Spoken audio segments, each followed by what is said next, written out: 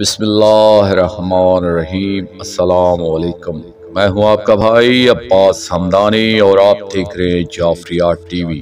آج کا ہمارا موضوع گفتگو ہے نظام انتصار۔ دوستو، نظاموں کے بارے میں ہماری گفتگو چل رہی تھی اور میں نے آپ کو بتایا ہے کہ 3 نظام ہیں۔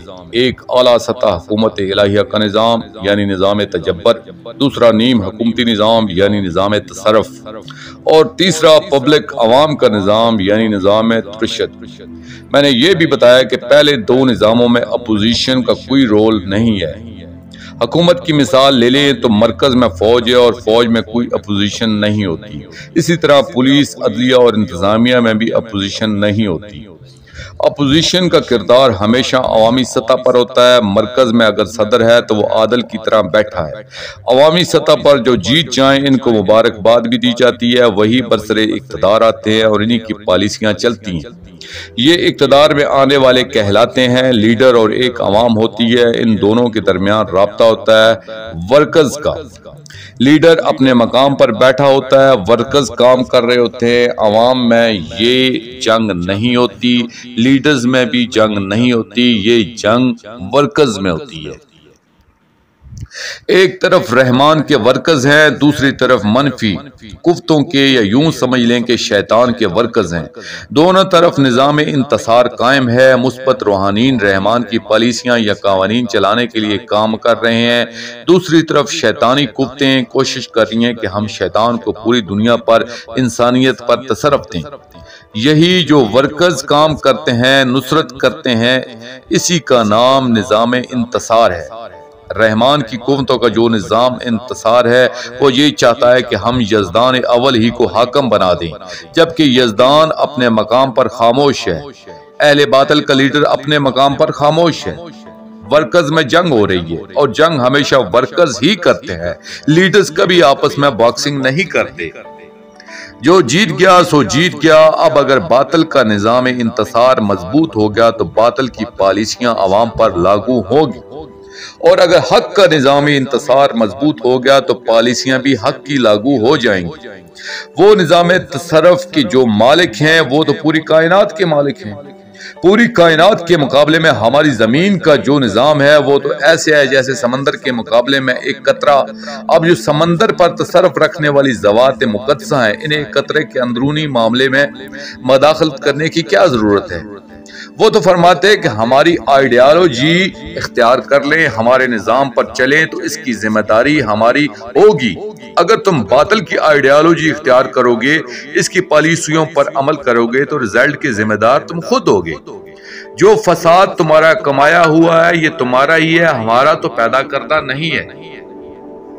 اب اگر کوئی متعصب اپوزیشن اقتدار میں آ جاتی ہے تو وہ عوام کے خلاف پالیسیاں بناتی ہے، عوام کو نقصان پہنچانے کا پروگرام بناتی ہے۔ بعینہ منفی قوتیں برسر اقتدار آ کر عوام کو جہنم میں لے جانے کی پالیسیاں ہی بنائیں گی۔ اگر مثبت برسر اقتدار آئے گا تو وہ عوام کو جنت کے راستے پر، حق کے راستے پر لے کر جائے گا۔ اس لیے ضرورت اس امر کی ہے کہ ہم اپنے نظام انتصار کو مضبوط کریں۔ یہ بات ذہن میں رکھیں کہ اپوزیشن کا کوئی لیڈر کتنا ہی پاپولر کیوں نہ ہو، حکومت کے مقابلے میں اس کی کوئی اوقات ہی نہیں ہوتی۔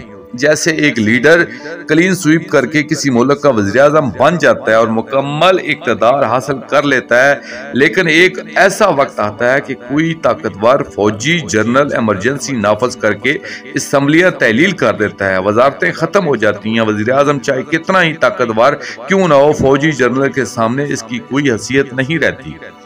اسی طرح نظام تصرف کے سامنے نظام ابلیسی کی حیثیت ہی کیا ہے؟ نظام تصرف کو نظام ابلیسی ختم کرنے میں کیا دیر لگ سکتی ہے، لیکن نظام تصرف کے لیے جو تکلیف دہ امر ہے وہ یہ ہے کہ ابلیس کو ختم کرنا اس کی توہین ہے۔ جو لیڈر یہ جانتا ہے کہ وہ اپنی قوتوں اور صلاحیتوں سے فیلڈ میں فتح حاصل کر سکتا ہے، وہ اپنے مخالف لیڈر کو کبھی قتل کروانے کا نہیں سوچتا۔ اسی طرح قتل کرنا تو ذہنی طور پر شکست کا اظہار ہے، اور اللہ جل جلالہ کے مقابلے میں ابلیس کی حیثیت کیا ہے؟ ایک پہلوان اگر باکسنگ یا لڑنے کے لیے مکھی کے مقابلے میں کھڑا ہو جائے تو مکھی تو مرے گی ہی، مگر اس میں پہلوان کی توہین و تذلیل یا انسلٹ ضرور ہے۔ کائنات کے نظام کے جو مالک ہیں، جو صاحبان تصرف ہیں، وہ انوار معصومین علیہم الصلوۃ والسلام ہے، تصرف کے پورے عالمی نظام پر حاکم ہے۔ کم و بیش قریباً 10 ارب انسانی آبادی والی زمین ایک چھوٹا سا سیارہ ہے، اس کے معاملات میں ان کو مداخلت کرنے کی کیا ضرورت ہے؟ وہ فرماتے ہیں تم اپنا نظام انتصار مضبوط کر لو، ہماری پالیسیاں لاگو ہو جائیں گی۔ اب سوال یہ پیدا ہوتا ہے، جب اتنے بڑے ادارے سے ہماری پشت پر ہیں، جب اتنے بڑے ادارے ہماری پشت پر ہیں تو ہمارے نظام انتصار کی کمزوری کیا معنی رکھتی ہے؟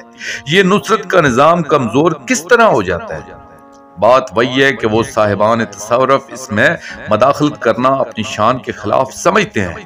جیسے کسی ملک کی حکومت اپنے لیول سے گر کر کسی معاملے میں کوئی مداخلت کرتی ہے تو دھاندلی کہلاتی ہے، بدنامی ہوتی ہے اور حکومت کی توہین ہوتی ہے، اور خالق تو عادل ہے، اپنی عدالت پر حرف نہیں آنے دیتا۔ وہ کہتا ہے مجھ سے قوتیں لے لو مگر میدان میں خود لڑو، یہ نہ کہو کہ اس پہلوان کو تم نیچے گرا دو اور مجھے پکڑ کر اس کے اوپر بٹھا دو، یہ تو دھوکہ یا چیٹنگ ہوگی۔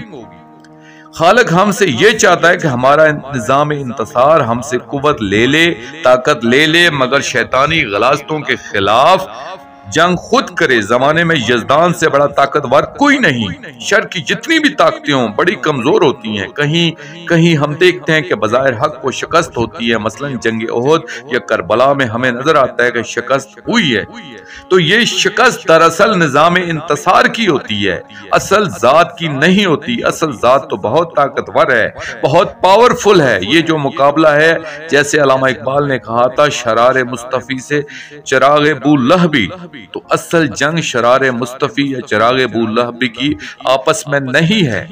ہاں، چراغ بولہبی کا چراغ بوزری، چراغ کمبری یا چراغ سلیمانی سے تو مقابلہ ہو سکتا ہے، لیکن سرور کونین صلی اللہ علیہ وآلہ وسلم سے مقابلہ بے جوڑ لگتا ہے۔ ایک طرف ابو جہل، دوسری طرف شہنشاہ انبیاء صلی اللہ علیہ وآلہ وسلم، یہ بڑی بے جوڑ اور انسلٹ والی بات ہے۔ دیکھیں، ہم اپنے بارے میں ایک بات کرتے ہیں کہ ہم سب مولا پاک علیہ السلام کے کتے ہیں۔ شیطان ہم پر جو خنزیر چھوڑتا ہے تو اس کے دفاع کے لیے مولا علیہ السلام کے کتوں کو جانا چاہیے، نہ کہ مولا علیہ السلام کو۔ یہ بات ذہن میں رکھنا چاہیے کہ خنزیر کا مقابلہ کتا کرے تو ٹھیک ہے، لیکن کوئی تک نہیں بنتا کہ مالک جا کر خنزیر کا مقابلہ کرے۔ یہ انسان کی توہین ہے، انسلٹ ہے۔ اس لیے ہمیں نظام انتصار کو مضبوط کرنے کی ضرورت ہے۔ مرکز تو ہمارا مضبوط ہی ہے۔ دوستو، باقی واقعات آئندہ آنے والی ایک ساتھ میں پیش کی جائیں گی، اور آخر میں شکریہ ادا کروں گا اپنے مرشد کریم سید محمد جعفر الزمان نقوی البخاری سرکار دامِ اللہ تعالیٰ کا۔ یہ مضمون میں نے ان کی کتاب گوہر روحانیات سے پیش کیا ہے، اور آخر میں اپنے پاک شہنشاہ کی بارگاہ میں دعا کریں گے۔ الجل الجل یا ولی المظلومین، یا امان الخائفین، یا سفینۃ النجات، یا سلطان المنصور، اجل اللہ تعالی فرجک، وصلوات اللہ علیکہ یا ربا محمد و آل محمد صلی اللہ محمد و آل محمد، واجل فرج آل محمد صلی اللہ علیہ وآلہ وسلم۔